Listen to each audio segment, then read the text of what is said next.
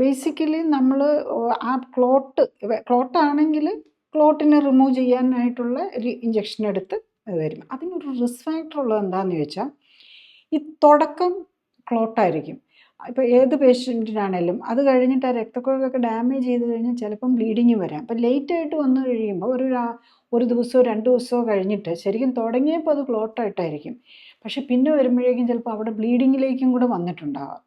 അതാണ് അതിൻ്റെ. അപ്പം നമുക്ക് തിരിച്ചറിയാൻ ബുദ്ധിമുട്ട് വരും ലേറ്റ് ആകുമ്പോൾ. ഇമ്മീഡിയറ്റ്ലി ആകുമ്പോഴാകുമ്പോൾ നമുക്ക് നേരത്തെ സ്ട്രോക്കിൽ നിന്നത് ചിലപ്പോൾ ഒരു ഹെമറാജിലേക്ക് പോകാനുള്ള ഒരു സാധ്യതയും കൂടെ വരുന്നുണ്ട്.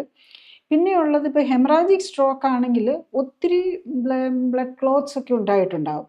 അതിനെ നമുക്ക് ഓപ്പറേറ്റ് ചെയ്ത് റിമൂവ് ചെയ്യാനും, ഞാൻ ആദ്യം പറഞ്ഞത് ഈ ക്ലോട്ട് ഉണ്ടായിട്ടുണ്ടെങ്കിൽ അതിനെ ക്ലോട്ട് ബസ്റ്റർ മരുന്നുകൾ വെച്ച്, അല്ലെങ്കിൽ ക്ലോട്ട് ലൈസിസ് മരുന്നുകൾ വെച്ച് ഇഞ്ചക്ഷൻ കൊടുത്തത് മാറ്റുക.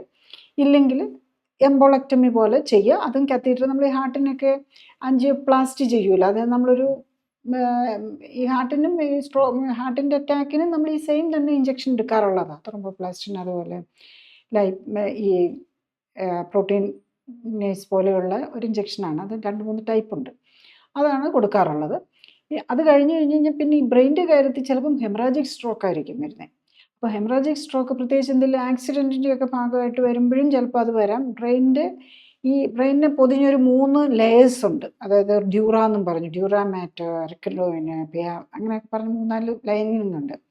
അപ്പം ഇതിൻ്റെ ഇടയിലായിട്ടും ചിലപ്പം ഈ ബ്ലീഡിങ് വരാം.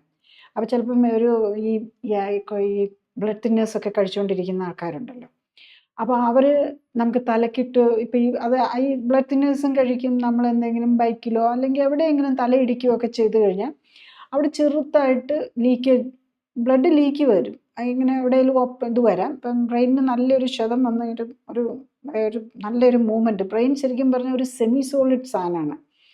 അത് ലിക്വിഡ് വെള്ളത്തിനകത്ത് അതിനെ സസ്പെൻഡ് ചെയ്ത് നിർത്തിയേക്കുകയാണ്. അപ്പോൾ നമുക്ക് ഇടിയൊക്കെ വന്നു കഴിയുമ്പോൾ നല്ലൊരു കുലുക്കമൊക്കെ വന്നു കഴിഞ്ഞാൽ ഈ രക്തക്കുഴലുകൾക്ക് ഡാമേജ് വരാം, പ്രത്യേകിച്ച് ഈ ആത്രോസ്ക്ലീറോസിസ് ഒക്കെ ആയിട്ടിരിക്കുന്നവർക്ക്. അതിൻ്റെ ഇടയിൽ ഈ ബ്ലഡ് തിന്നേഴ്സ് കഴിച്ചുകൊണ്ടിരിക്കുകയാണെങ്കിൽ, ആ ബ്ലഡ് തിന്നർ എന്ന് പറഞ്ഞാൽ രക്തം കട്ട പിടിക്കാതെ ആക്കുക എന്നുള്ളതാണ്.